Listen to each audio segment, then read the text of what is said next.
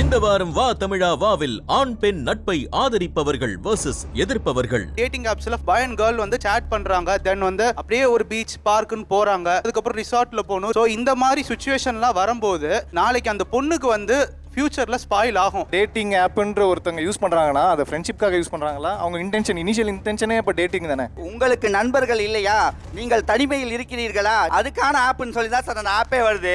நண்பர்களாக வாங்க அப்படின்னு சொல்லி அதை மார்க்கெட் பண்ணாதான் அது வரும். அதைத்தான் சொல்றோம். அந்த நட்புங்கிறத வந்து ஏன் இவ்வளவு கேவலப்படுத்துறீங்கிறத தான் நான் கேட்கிறோம். நாங்க டேட்டிங் ஆப்பை டவுன்லோட் பண்றேன் ஒருத்தன் நான் நல்ல ஃப்ரெண்ட்ஷிப் வச்சுக்கணும்னு மைண்ட் செட்டோட டவுன்லோட் பண்றது இல்ல. 100 கல்யாணம் நடக்குது, 10 கல்யாணம் டைவர்ஸ் போச்சுன்னா 90 பேரும் கல்யாணம் வேணான்னு உட்கார்ந்துட்டு இருப்பீங்களா?